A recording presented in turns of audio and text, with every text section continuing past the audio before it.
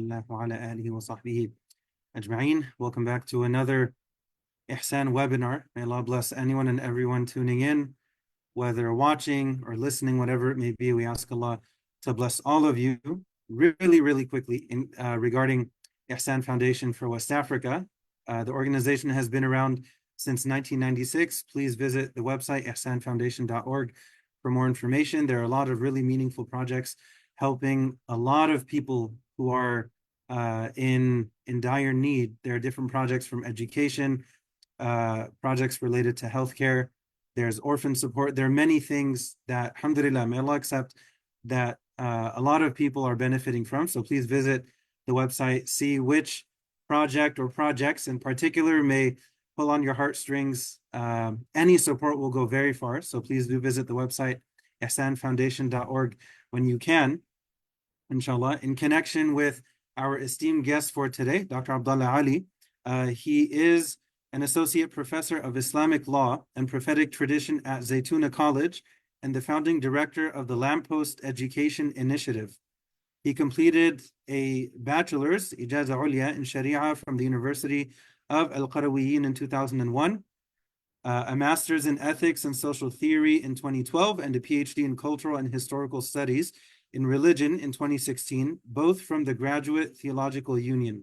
At Zaytuna, he heads the honors program and teaches multiple courses, including family law, inheritance law, commercial law, usulul fiqh, and the fundamentals of Sufism.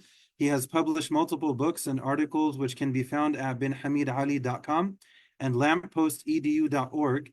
In January, he launched an original YouTube and Spotify podcast entitled Talking with Teachers. I do encourage you to go and check it out. There's a lot of benefit, and there are new episodes that continue to come out.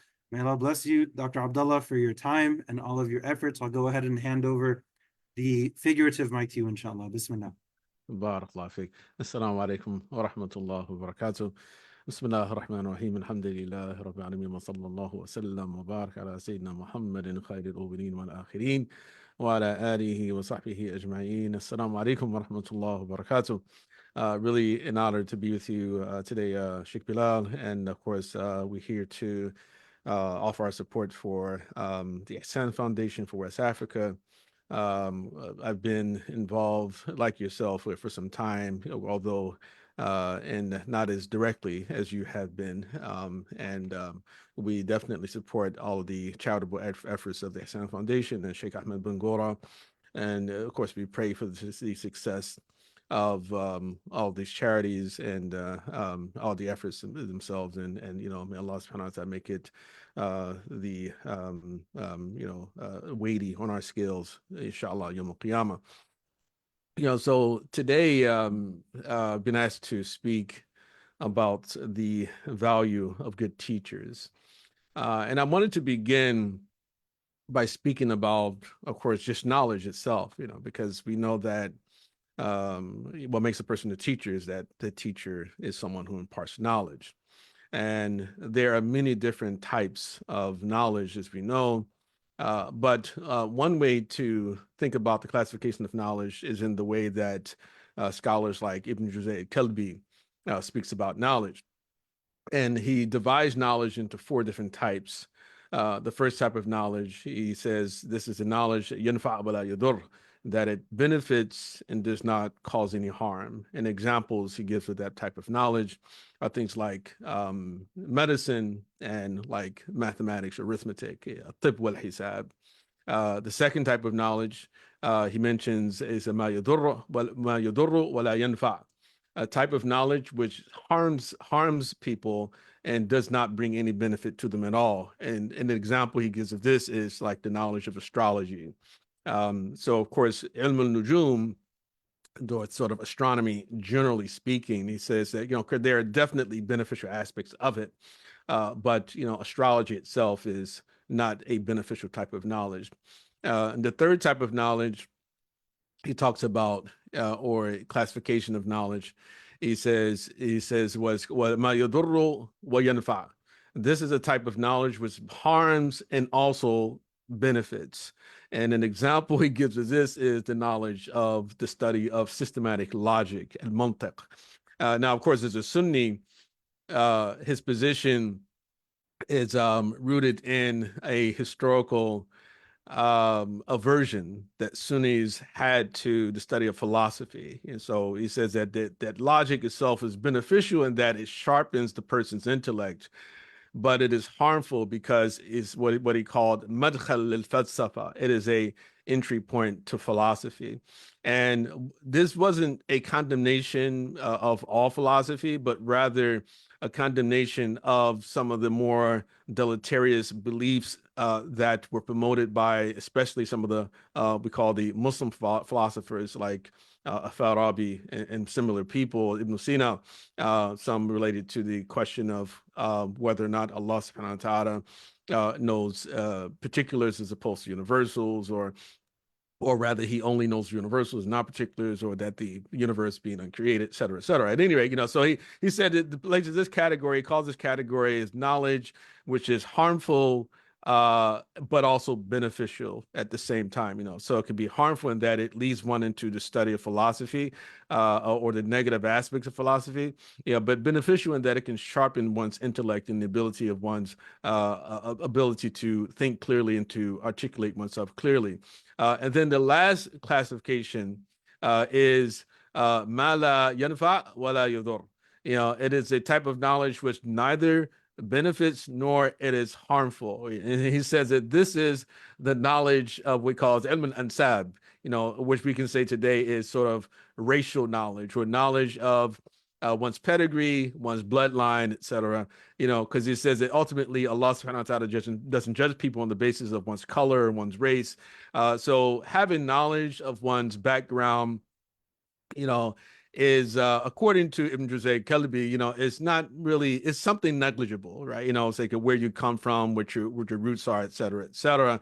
Even though, of course, we know that itself is something very valuable in of course, the minds of many people today. Now, of course, I start here, and we talk about the issue of the value of teachers, because what we have to understand is that the Prophet Muhammad sallallahu alaihi wasallam, that his primary role was as an individual, or someone who give us the knowledge of God, the knowledge of Allah subhanahu wa ta'ala, and salvific knowledge that will lead us to salvation in the hereafter. That was his primary concern. He didn't come to teach us physics. He didn't come to teach us chemistry or history, at least not in the broader sense of history, but he come to teach us that which is most beneficial to the human soul, but also to grant us guidance in this life on how to master ourselves, right?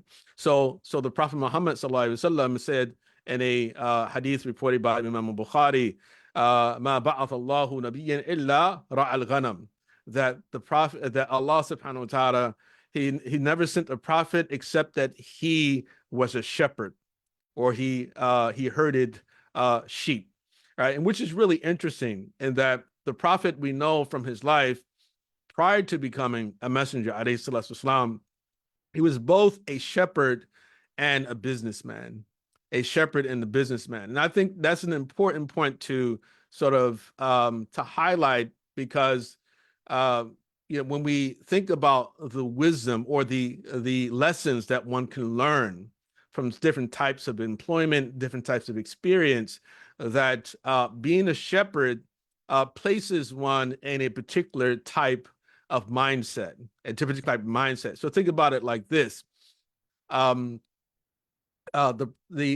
shepherd herds sheep and goat, for instance, and the goat and sheep are very vulnerable animal species. As a matter of fact, they're very peaceful animals. They're not really violent. They don't really resist, when you go out to move to slaughter them, but they need guidance, right? And so being a shepherd places the prophet and similar people in the mindset, if they are reflecting upon their ultimate mission given to them by Allah subhanahu wa ta'ala, is to bring order, or to guide the collective. Of course, the hope is that the collective is the collective, or we can actually have them on the same page. Of course, sheep and goat are very anxious creatures to begin with. And so He's to make sure that they don't veer off the path, that no particular member of the flock strays from the flock. And I do think that it requires or it leads to a type of compassion for the flock, right? So, for instance, if we think about the statement of Isa bin Maryam, alayhi salam, which is reported in the Muwatta of Imam Malik, radiallahu an, where he quotes Isa bin Maryam as saying, لا تنظروا في ذنوب لا تنظروا في ذنوب الناس كأنكم أرباب. Do not look at the sins of people as if you are lords. وانظروا في ذنوبكم كأنكم عبيد. Rather look at your own sins as if you are slaves. Right. So don't look at the sins of people as if you are lords. Right. Of course, what does a lord do? A lord judges. A lord corrects. A lord disciplines. A lord looks down upon, right, the slave, right, has a sense of course, of pride and authority, or even conceit, we could say, right, over it. So it said, don't look at people's sins as if you are lords. وَانْظُرُوا فِي ذُنُوبِكُمْ كَأَنَّكُمْ عَبِيد. Rather, look at your own sins as if you are slaves. And it's interesting to hear about a slave in that, especially when we reflect upon the Sharia of Muhammad والسلام, as revealed in the Quran, slaves have a lighter burden, that slaves are not held fully accountable for what they do, right? So if a slave commits a sin, like for instance, zina, as the Quran in Surah An-Nisa states, that the slave woman gets half of the punishment than that a free woman would receive, right? So in other words, it's like, okay, well, when you see other people sin, think of them as slaves. Think of them as people who are not completely responsible for what they do, right? Because then he goes on in this hadith, he says, فَإِنَّمَا النَّاسُ مُبْتَلًا وَمُعَافًى. He said, because the people are only one of two different types. One is mubtala, is one who is afflicted, who is tried by their sin.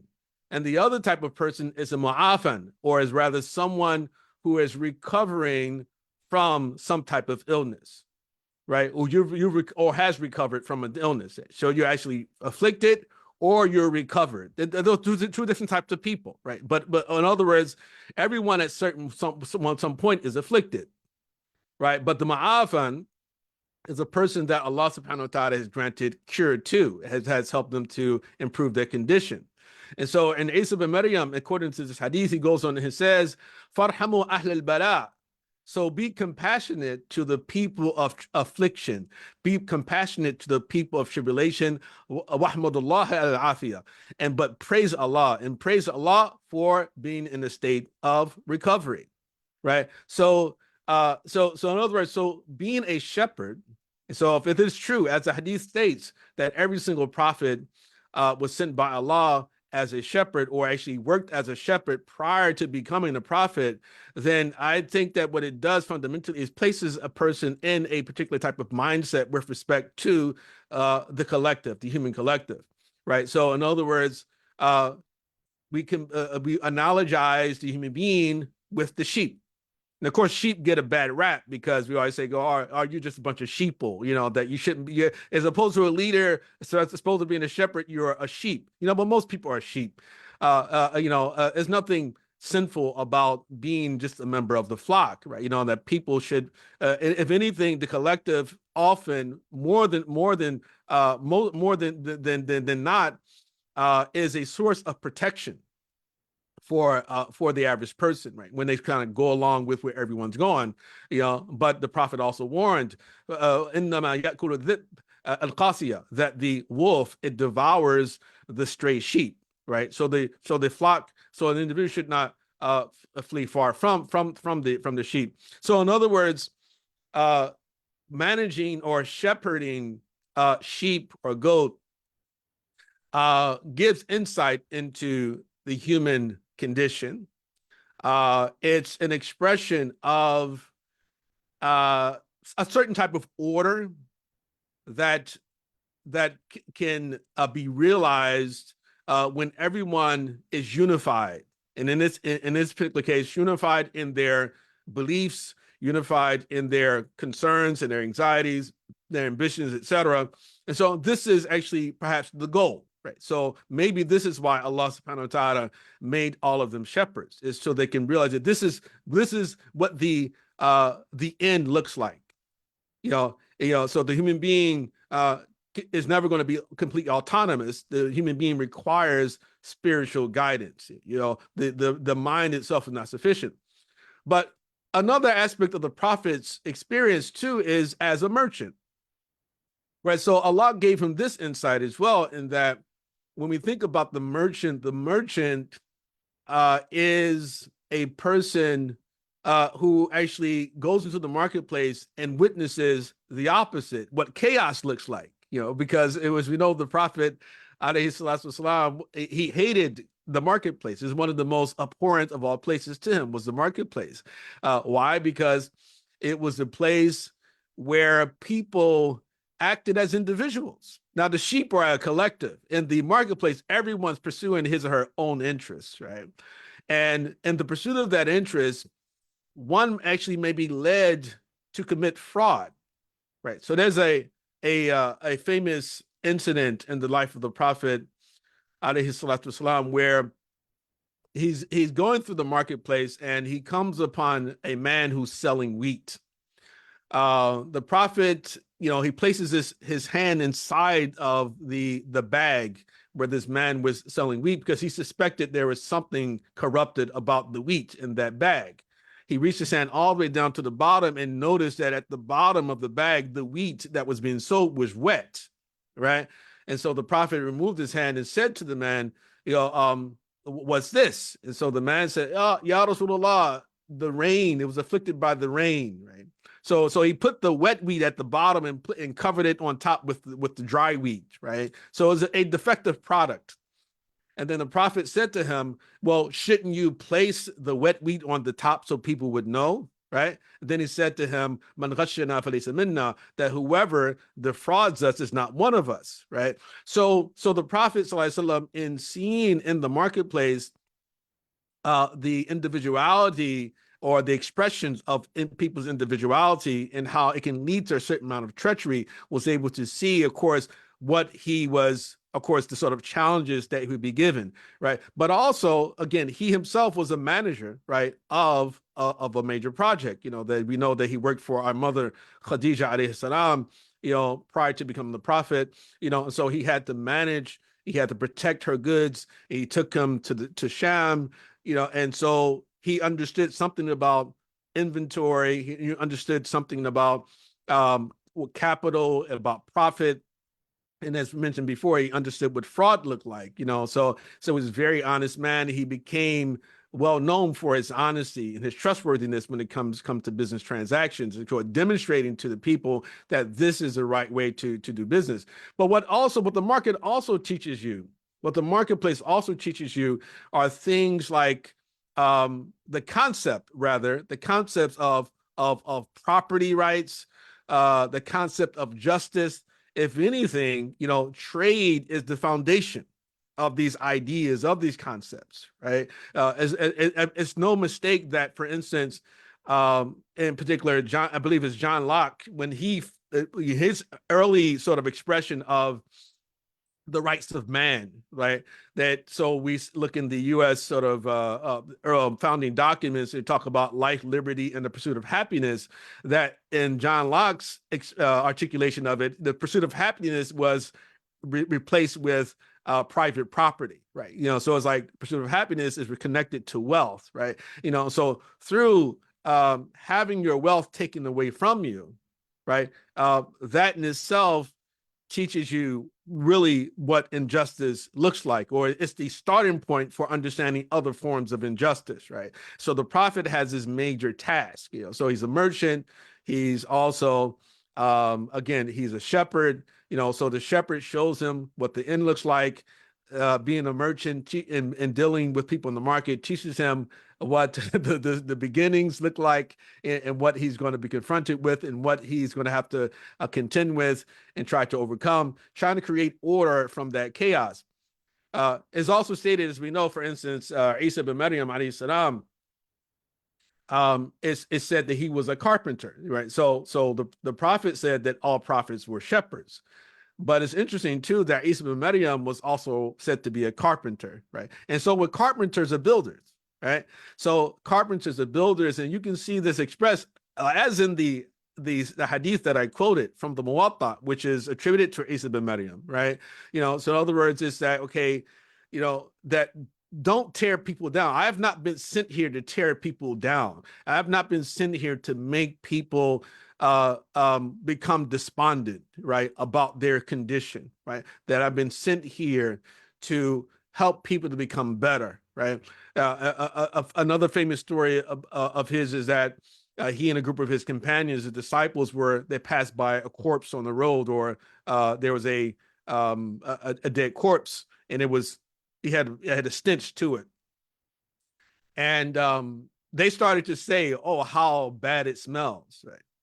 Right. And so he responded, but look how white, and how white are his teeth, right? So he was looking at the positives of it all. It's like, there's the negative, but also we can focus on the positive too. We don't have to make a point or mention the stench, because we all can smell the stench, right? So no need to mention it. There's no need to backbite, whatever. You say, well, let's speak about, they're the good things there in life too. Let's be grateful for what we've been given by Allah subhanahu wa ta'ala, right? So fundamentally, it's the leader, good teachers, of course, individuals who are compassionate, right, to begin with. So we're talking about the spiritual teacher, the imam, the scholar, whatever it may be, that fundamentally understand that the goal of the teacher is to help the student become a better person, become a stronger person.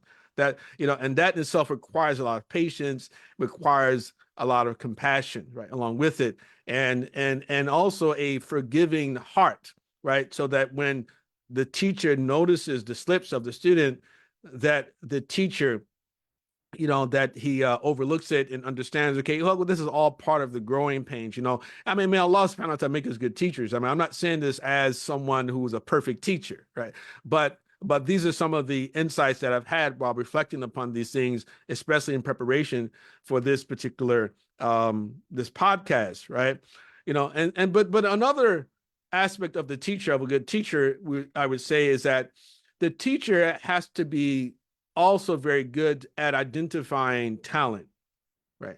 And so this is one thing we see with the Messenger alayhi salatu wasalam, because he came, yes, to teach us about Allah, to connect us with Allah subhanahu wa ta'ala, but also to show us how to manage ourselves in this realm, right? So there's a political aspect of his mission, as we know, right? And so he himself made or brought within his circle people who are very talented, people who he believed could lead the ummah after his death, right? So we know of the 10 promised Jannah, or the 10 elders of the community, the 4 rightly guided khulafa, in addition to people such as Abdurrahman ibn Auf and Talha ibn Ubaidillah, Sa'ad, Sa'ad ibn Abi Waqqas, Sa'id ibn Zayd. So we know these people. The Prophet, he saw talent, among them, right? And so he brought them in the circle. He made them the elders. The community acknowledged them as the elders. But then there are also others in the community too, right? We have to understand that not every single Sahabi was qualified to be a leader, right? It was very clear. It's very clear. So, for instance, one particular Sahabi by the name of Abdurrahman ibn Samura, radiallahu anh, he came to the Prophet sallallahu alaihi wasallam once, and he said, Ya Rasulullah, why don't you appoint me to a post? Why don't you give me some position? Right? Why haven't you done so? And then the Prophet responded to him, Ya Abdurrahman ibn Samara, la tas'al al-imara. So, oh Abdurrahman ibn Samara, do not ask for a position. Do not ask for a post. Because if you're given it after asking for it, wukilta ilayha, then you will be left to your own devices. In other words, that Allah subhanahu wa ta'ala will not come to your aid. You will have to seek aid through your own devices. But if you've given it without being asked, or anta alayha, then you will be supported by Allah subhanahu wa ta'ala. And of course, one of the big problems in our world today is that we become so accustomed to what we call democracy or democratic elections that we forget that asking for authority itself is not a good sign. It's not a good thing, right? And we can understand people have passion, and we vote because we feel a need. We feel that certain people are going to protect our rights, but that in itself doesn't change the fact that when people ask for power, when they ask for authority, that in itself is deemed to be a very negative thing in Islam. Similar to Abdurrahman bin Samara is Abu Dhar al-Ghifari, radiallahu an, who also asked the Prophet, why? Why haven't you given me a position? And then the Prophet responded to him, Ya Abu Dhar, inni araka da'ifa. Abu Dhar, I consider you to be weak. In other words, that you are not fit. I consider you to be unfit for such purposes. Now, the Prophet praised Abu Dhar on multiple other occasions with respect to his piety, with respect to his intellect, with respect to his eloquence in the Arabic language. He is, by consensus of the Ummah, a Sahabi. The Shia don't question the authenticity of his suhbah. Even though they question the authenticity of the suhbah of certain other Sahaba, right? But he was a very pious man, very wise man. Despite that, the Prophet says, "I consider you to be unfit. Inni araka da'ifa." So it says, and in light of that, and I love for myself the same thing that I love for you, right? Then he goes on and he says to him, so never be the leader of two people. In other words, if you and someone else are traveling together or you are working together, never be the one who's in charge. Let the other person be in charge, not you. Never, and also never take on the responsibility of the property of an orphan. So in other words, the Prophet said, no, you're not fit. On the other hand, we find that the Prophet also was able to locate among the Sahaba other people who had value, who were very, very talented people, very young people too, right? So for instance, Attab ibn Asid, radiallahu an, who was a young Sahabi who actually accepted Islam on the day of the Fath of Mecca. He was part of the elite, right? That his family was part of the Meccan elite. They had experience in governance. And when the Prophet ﷺ actually turned his attention on the Hawazin, and he left Attab ibn Asid in charge of Mecca, that he was like the mayor of Mecca. He's only about 19 years old, right? So they said, no, you are in charge. The Prophet ﷺ appointed Usama ibn Zayd to be in charge of the Muslim army, right? He was 17 or 18 years old at the time, right? So very young people who had talent, and the Prophet said, yes, you can do this, you can do that. Zayd ibn Thabit, when the Prophet arrived in Medina, was about 10 years old. But Zayd ibn Thabit is very talented, educated. He was literate. He knew multiple languages. The Prophet encouraged him to learn more than one language. He was one of his scribes, right? And we saw what happened after the death of the Messenger ﷺ when Abu Bakr decided to gather the pages of the Quran into one book, into one place, that he called Zayd ibn Thabit. Again, he's like his early 20s, 20, 21 years old, and so he appoints him and Umar ibn Khattab to go and sit at the Masjid Nabawi and have the people bring to them what they had written and in the presence of the Messenger ﷺ, and so that they can collect them and gather into what we call the Mus'haf al-Imam, right? And then when Uthman ibn Affan became Khalifa and he did the standardization, once again, he reaches out to Zayd ibn Thabit to lead this particular campaign to ensure that the Quran itself is properly preserved, and when they made copies and they sent them around to the different corners of the Muslim Ummah. At any rate, those are some of the reflections I have on what we can call here the value of a good teacher. And so, of course, this is the value of good leader as well, right? So it's not only teacher, but good leader. With regard to teaching, we know the Prophet, among his pedagogical sort of tools is that, he would repeat things 3 times to ensure that people remember them. The Prophet was very patient with people. He discouraged people from talking over one another, among other things. And so hopefully there's some benefit that comes from that presentation, inshallah. Yes, definitely. Jazakallah khair, Sheikh Abdullah. One thing that I found really interesting that I had never really pieced together before, you mentioned the Prophet alayhi salatu wasalam, he mentioned that him as well as all the prophets who came before him served in the capacity of a shepherd, and then you tethered that with him also serving as a merchant. Yeah. So the juxtaposition is they're very different from one another. And when you highlighted that,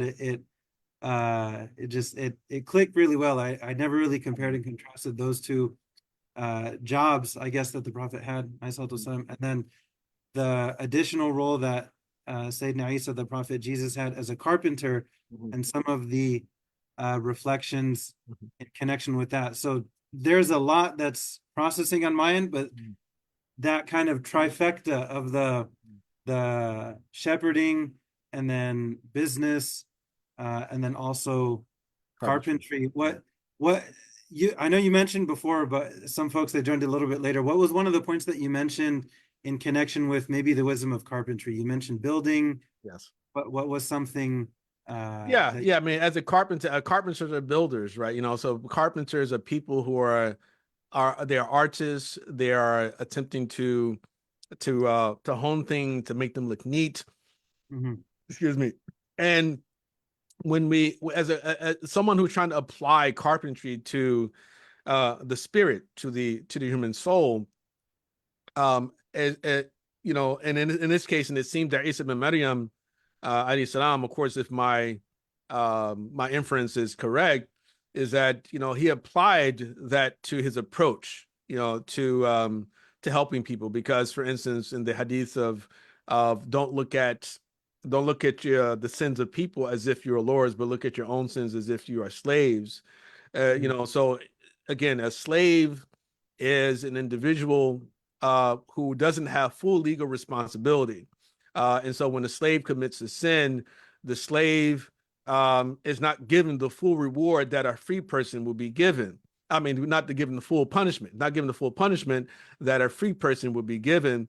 And so if I'm a slave, look at my own sins in that way, then I would also not want to receive the same punishment. So if I treat myself as a slave, then I should also try to treat my brother and my sister as a slave too.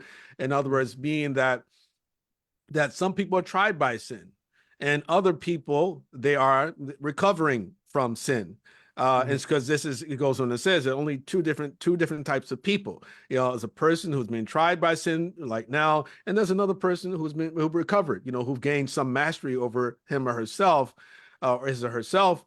And so the guidance of the teacher will help nurture the goodness in the individual, right? So the carpenter, again, trying to bring out the good that's inside of the wood, right? So there's something hidden within the wood, right? That no one can see. In the same way that a person, of course, it makes pottery or things like that, the mud or the clay itself, is that I'm fashioning something through this. And instead of focusing on all of the things that are being chipped away, or rather put it like this, another way you put it, like you can think about it like this as well, is that proper Islamic education is concerned with the outcomes or the ends of the education, not so much with the cumulative effect or the assignments themselves, right? So in other words, we in school, in the United States, for instance, we get exams, we get a quiz. Let's say, for instance, I have 5 quizzes in a single semester, right? And I failed the first 4 of them, but then I aced the last one. Right? In our system, we get punished because they say, "Oh, no, you did bad on those other 4." It doesn't matter that you did well on the last one; you still fail because cumulatively, your your numbers don't add up to much of anything, right? But in Islam, like Allah subhanahu wa ta'ala looks at the end, the khawatim, Mhm. right? You understand? So it really is about, okay, how you end your life, right? Mhm. It's not about how you started, it's about how you end your life. And I think that in itself is um, the proper outlook or vision of Islamic education. Mhm. Mhm. So you mentioned the like the teacher seeing the potential Yeah. in the student and kind of whittling and carving and maybe, for example, let's say if we take the example of a carpentry class, Mhm. if the teacher is showing and teaching the student or the students how they want them to do something, the student may mess up along the way, but Mhm. then they may get better and then they may Right. fix it. And then by Yeah. the end of it, the Mhm. final product may not necessarily reflect those early struggles. So that's Exactly. that's Hmm. that, Yeah. that that's food for thought for like Yeah. a few Mhm. months. Like, okay, that's Oh yeah. as subhanallah. I happened to, get to some yard work in the backyard with my kids earlier. So we were, cutting up some branches and Mhm. they had their little tools. Okay, only use this, for like a smaller branch. It won't be able to, so it has to be done in the right way and Mhm. little by little. And then maybe later on you can graduate to a Mhm. Mhm. larger Yeah. Yeah. tiers or whatever it may be. Um, Yeah. Yeah. As and we mature. Yeah. Hmm. yeah, and a lot of that I think has to do with encouragement. How Hmm. does the Yeah. teacher continue to encourage the student, even if they're struggling?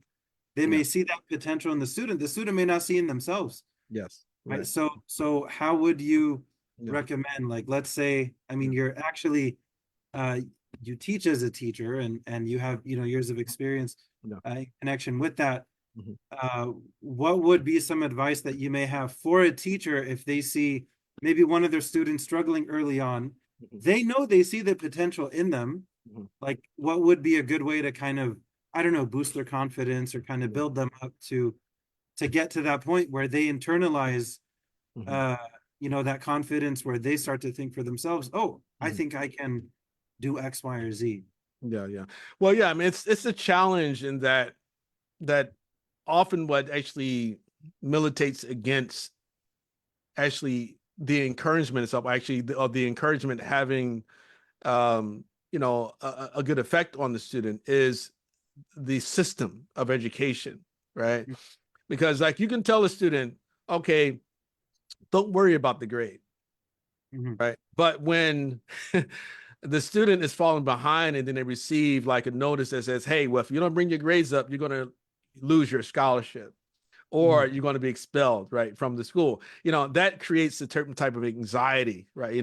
So I mean, so there's a certain reforms that have to be done to actually help to um, make any type of level of encouragement actually have its desired effect on the student.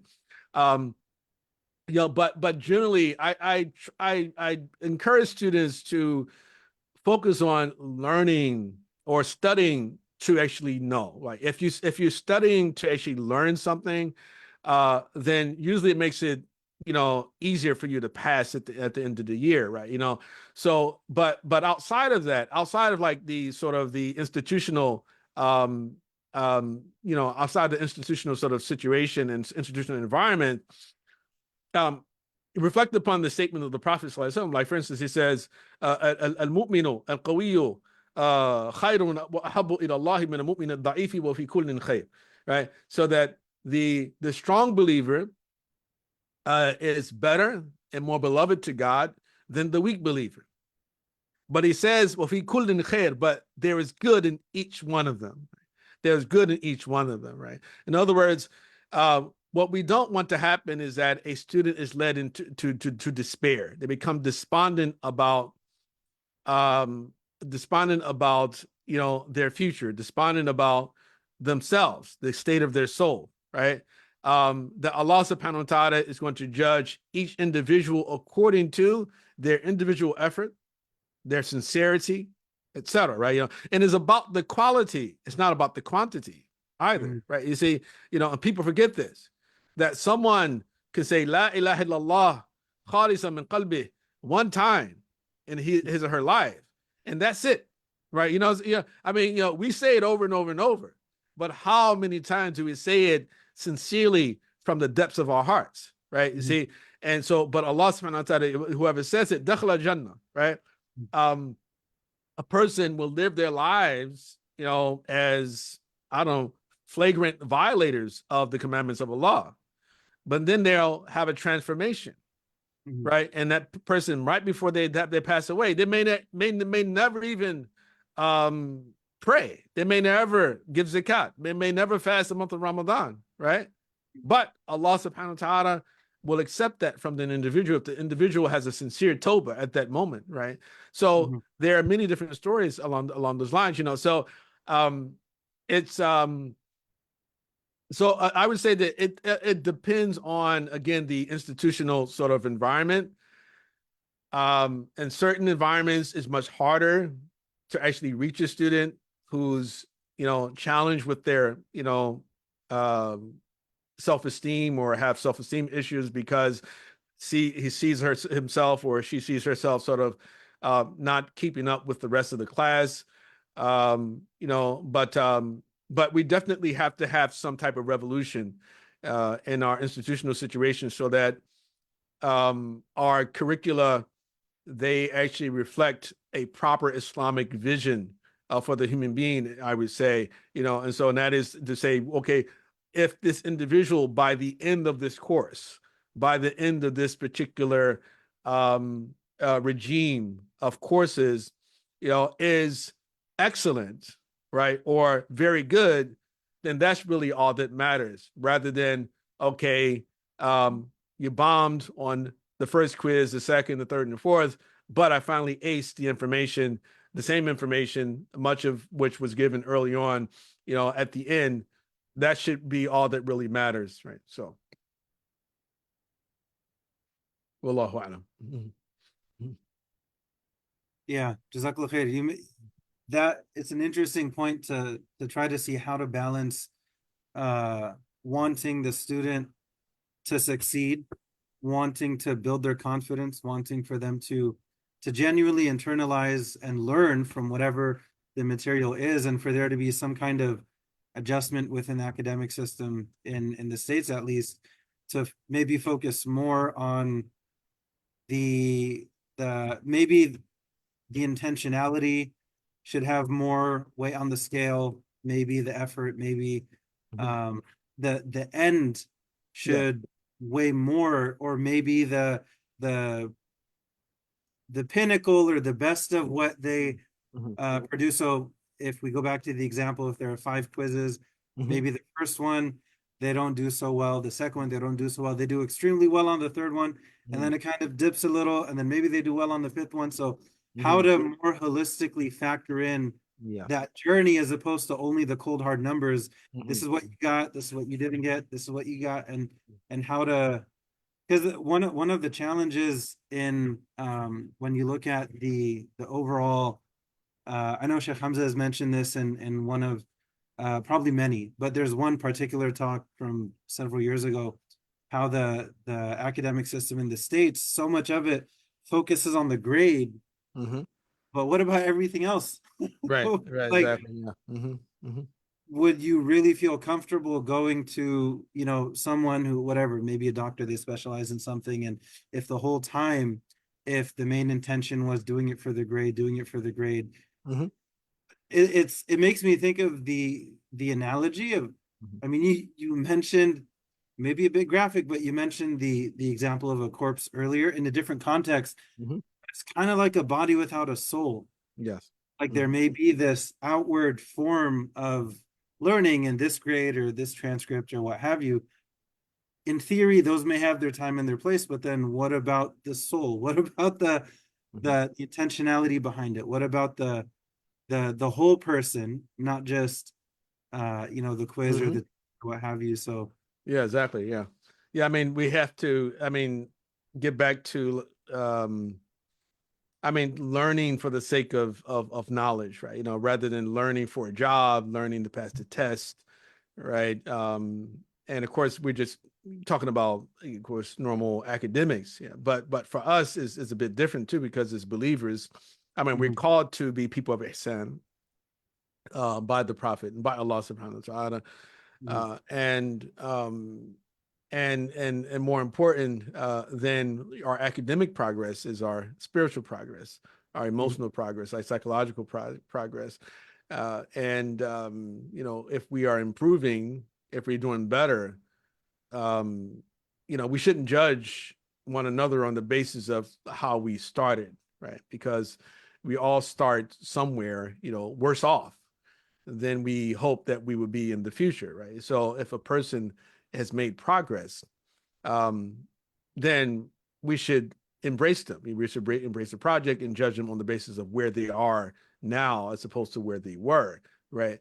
And of course, I mean, there may be ways to actually accommodate that. I do believe there's ways to accommodate that. So to be told, I mean, so for instance, like I studied in Morocco, and the Kuliya system there, you know, and which somewhat reflects the French system, you know, which is a lot different than the English system that we follow here in the United States.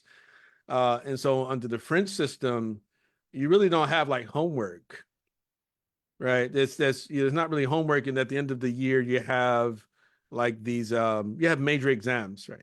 You know, like a full year of classes, you know, major exams. At least this is what when I studied, like we had 9 courses. 4 of them were written exams, and really there was just an expression of essay questions. You know, there are like 3 different essay questions. You choose one.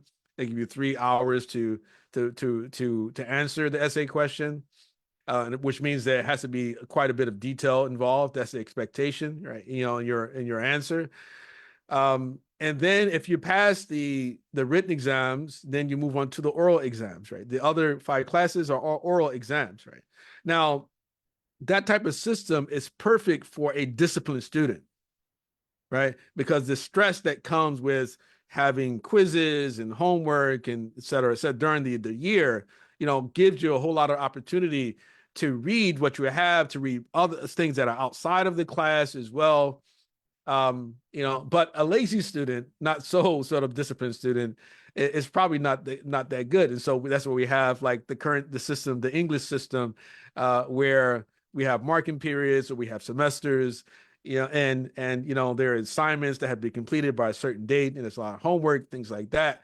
You know, it's best, perhaps best for a student which is not so much discipline, you know, but that type of system can hold back a more disciplined and ambitious student, right? Because I remember like when I was studying, you know, I was like, no, I didn't restrict myself to what I received from my teachers, right, in class, right? You know, I'm reading other books, I'm going visiting other professors and other mashayikh, you know, and teachers and studying in their circles too. And so I think that there's a way to kind of combine both of them, or do sort of like a hybrid of some sort, where you have, like, for instance, students who actually want say a letter grade or a number grade in the class, right? Because they plan to do things after they finish at this particular institution, you know, because the colleges value those things, as opposed to other students who are not really concerned with that. They say, listen, I don't really care about the grade.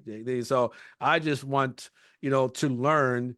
And as long as, you know, I'm tested at the end of all of this, and then the sheikh tells me that, hey, you're ready, then that's all that really matters, you know. So so perhaps that's one way to kind of bring the both together, you know. But yeah, the Prophet ﷺ mentioned that all the prophets were shepherds. In addition to that, he was a merchant. And then Isa bin Maryam is reported to have been a carpenter. And it's really interesting that, like, today we were talking about, okay, well, you have to be qualified to teach, you know, but this is sort of like an old way to become qualified by doing like actual real life type of work, like the things that they had done. Yeah, subhanallah. Yeah. Maybe that should be part of the grading process. Like if someone if they want to become a teacher in whatever field, well, part of it, you have to shepherd some sheep and you have to learn some carpentry, because it's not limited just to that work or that profession, but the effect it can have on your personality and even the different types of animals. If someone is gonna, you know, if they're gonna watch over camels, right, is going to have a Yeah. certain effect on their personality Yeah. because of the type of Mhm. animal they're spending so much time with Yeah. and looking after. And you mentioned the importance of the ending, right? The hadith Yeah. of the Prophet Right. Right. ﷺ, that Right. Mm. actions are judged by their ending. It makes me Mhm. think of the Mhm. famous story of the Mhm. man who killed 99 people, Mhm. and went and Yes. he the terminology Mhm. of the Prophet is very specific, alayhi salatu Mhm. wasalam. He Wassalam. didn't say that he went to a alim, he didn't say that he went to a scholar. Mhm. He went to a worshiper, Mhm. and there was a lot of, hold on one second, upstairs.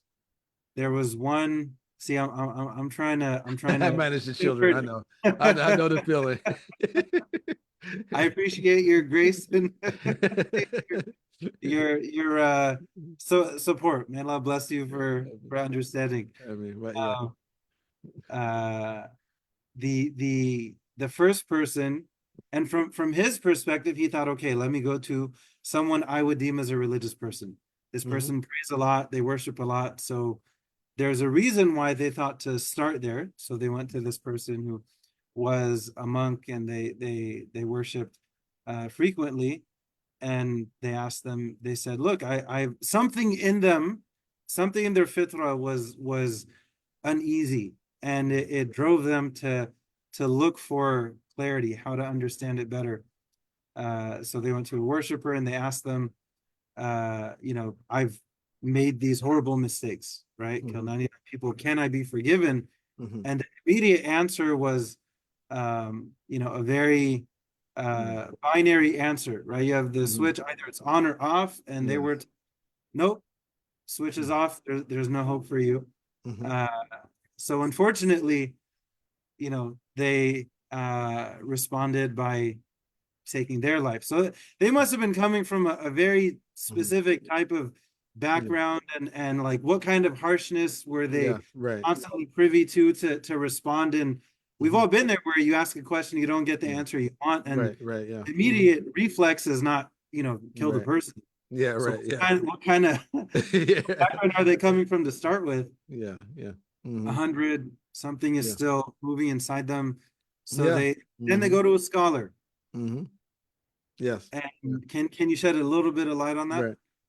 Well, yeah, of course. I mean, so it finally makes it to a learned individual, and yeah, yeah, and he tells them that, of course, I mean, there's forgiveness, that there's Allah subhanahu wa ta'ala, the door to forgiveness is always open.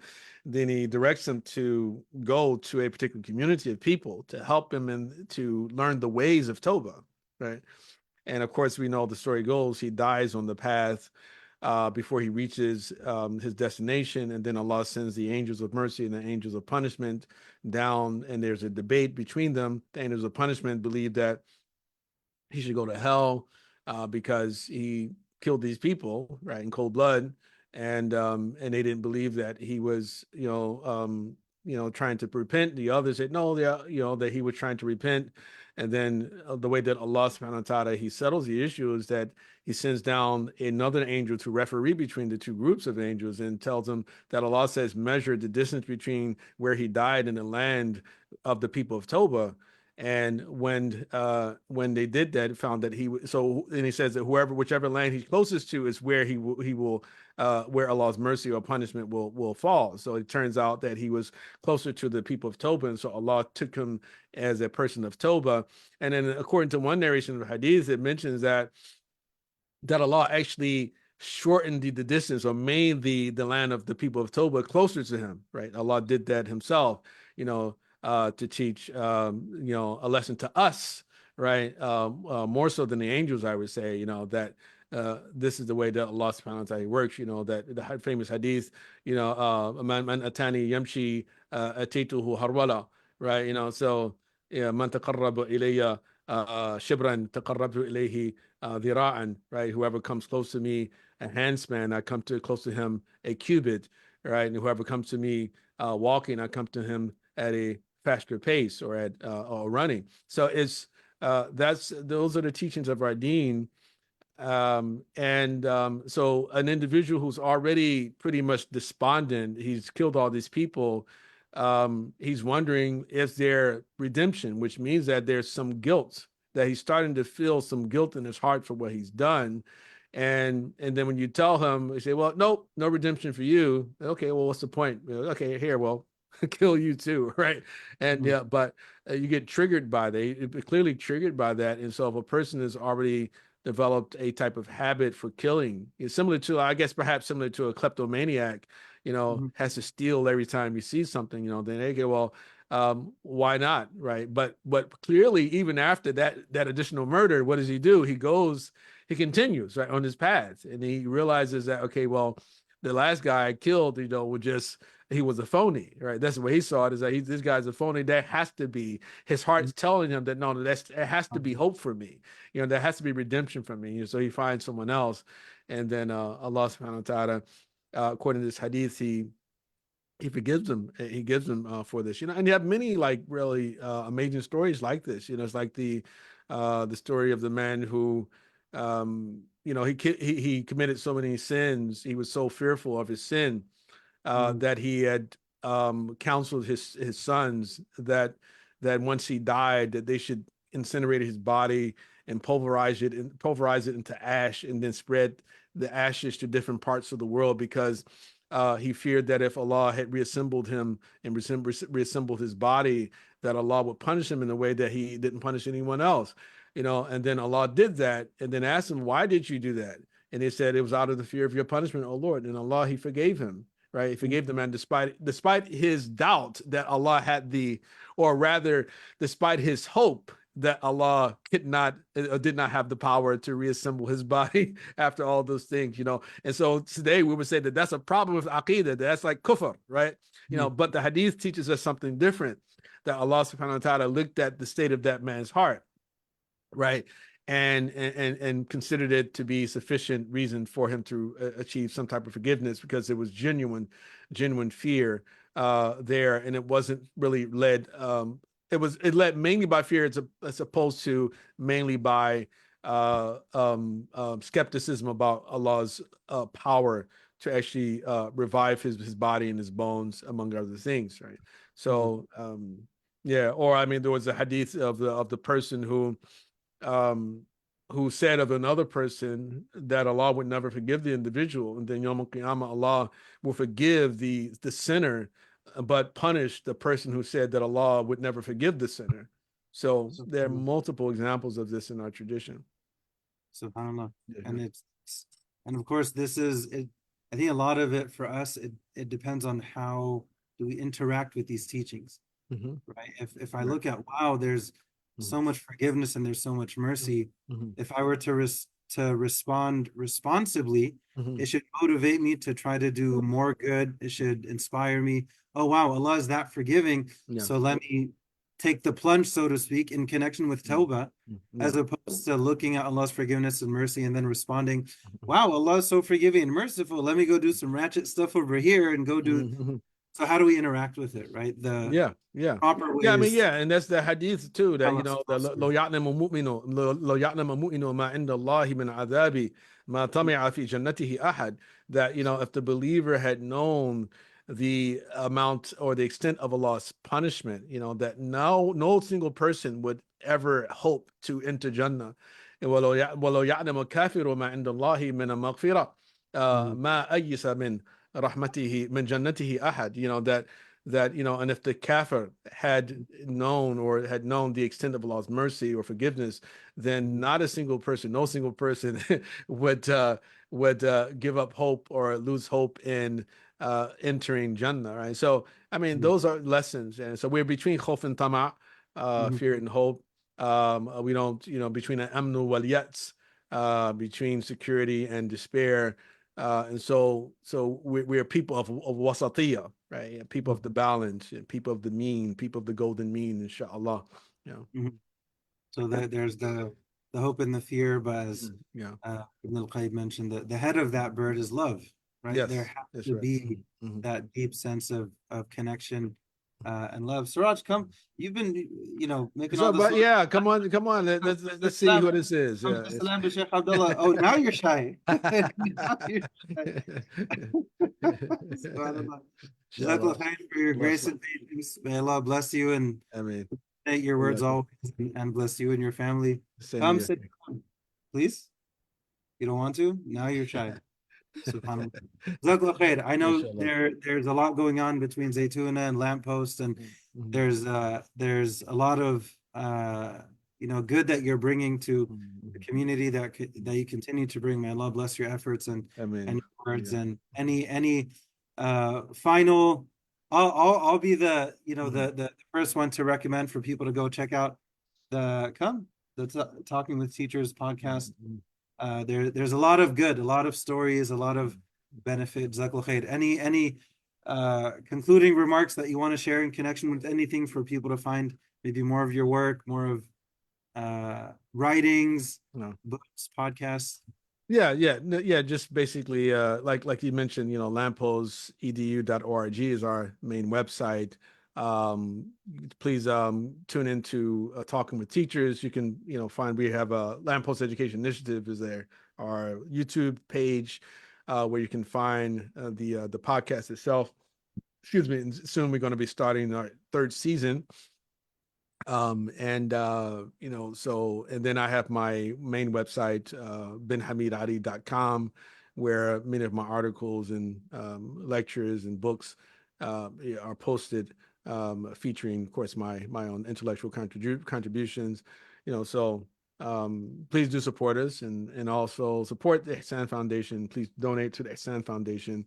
I'm connected to the Ihsan Foundation as well. A lot of people don't know that.